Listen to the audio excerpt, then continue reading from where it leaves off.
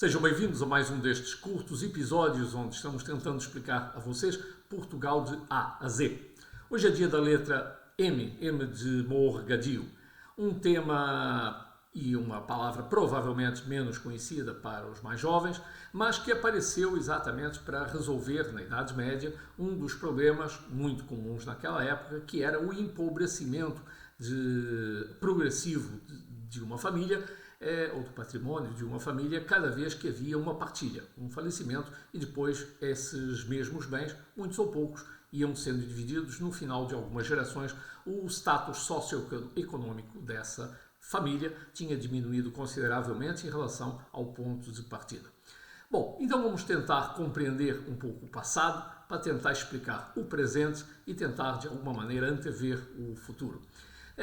Nem todas as sociedades resolveram esse problema da mesma forma, mas Portugal e Espanha, ou seja, aqui na Península Ibérica, resolveram esse problema do século XIV até o século XVIII de uma forma muito sui generis, sobretudo para se defenderem contra as agressões da Igreja e da coroa, ou seja, da monarquia da época em cada um desses países, em cada um desses reinados. Né? Então, bem-vindo ou bem-vindos ao mundo dos morgadios, das capelas funerárias e dos vínculos. Vamos explicar então de que é que eu estou falando hoje. Essa é uma forma jurídica, ou seja, o vínculo era uma forma jurídica de proteger a propriedade de uma família eternamente, por todo o sempre.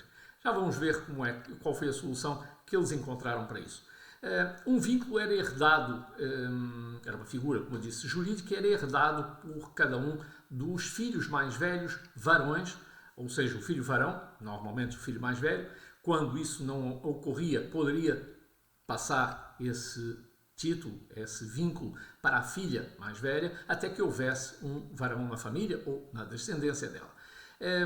Mas, curiosamente, para se defender, digamos, da Igreja, esse herdeiro, esse filho varão, não podia ser eclesiástico, não podia ter nenhuma deficiência física nem mental, tinha que usar o mesmo sobrenome da família e, se tivesse brasão, quando acontecia isso, deveria ostentar esse brasão da família.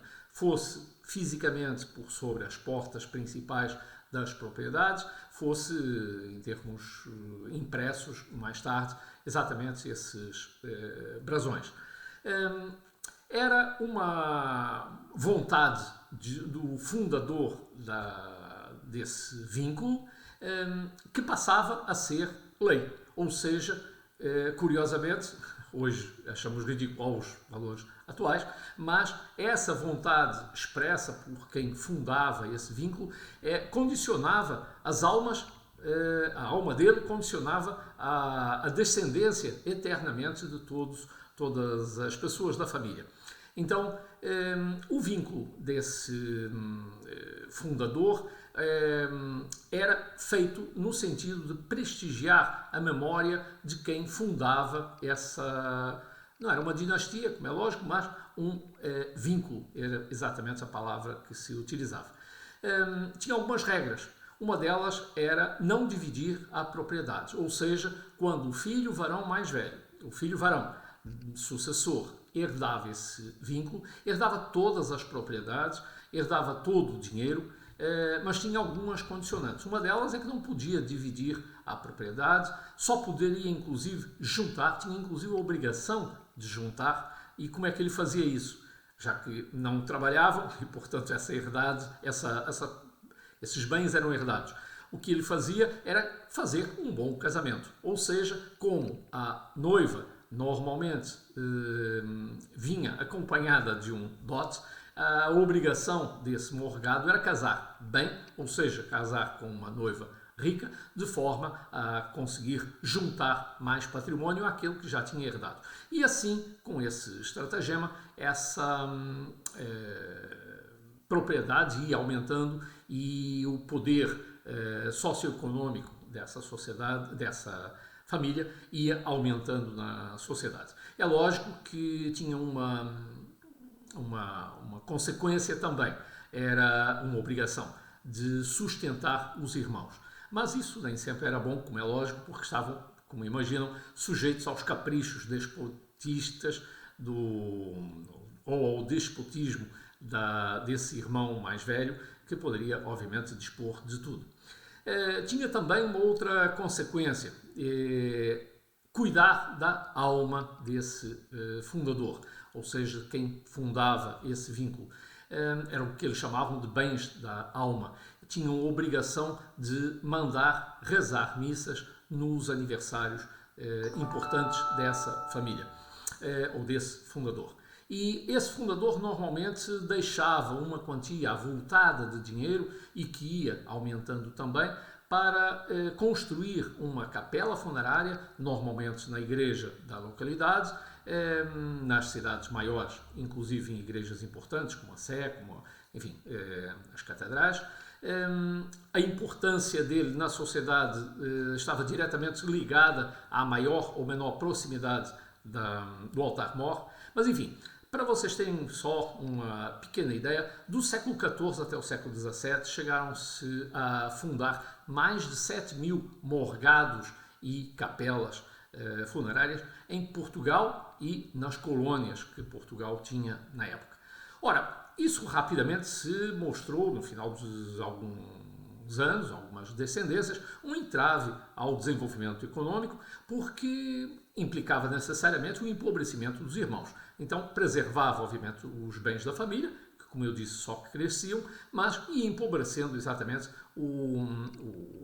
os irmãos que ficavam praticamente sem nenhuma defesa, nenhuma proteção financeira. Bom, no século XVIII, os novos morgadios, ou seja, esses vínculos, dependiam da autorização real. Já foi uma forma do Marquês de Pombal, aqui em Portugal, ter tentado contrariar isso. Aliás, ficou famosa uma frase dele que dizia que, muito provavelmente, continuando assim, a maior parte das propriedades do país ficariam na mão, obviamente, dos morgados. E, claro, era só esperar o tempo suficiente.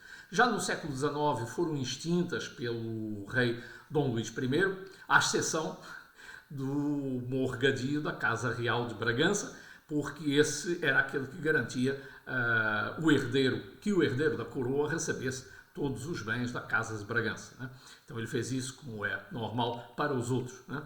Bom, só que, entretanto, a monarquia cai em 1910 e os morgadios foram extintos de uma vez por todas e passou a vigorar a lei que vocês conhecem. Todos os irmãos estão em igualdade de circunstâncias em termos de partilha e, portanto, recebem exatamente a mesma coisa.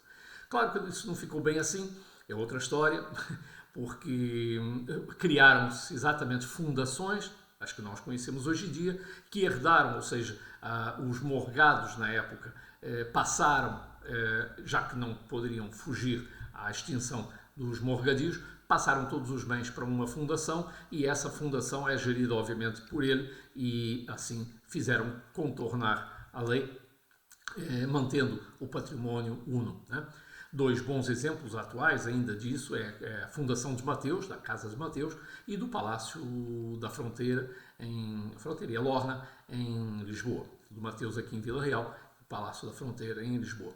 Bom, isso só para nós entendermos melhor as artimanhas que os poderosos normalmente fazem para perpetuar as desigualdades na sociedade e também é nossa obrigação ficarmos atentos e conhecermos isso para contribuirmos dentro do que podemos para a igualdade entre todos os seres humanos, porque é mais do que uma obrigação ética, é uma obrigação de cidadania.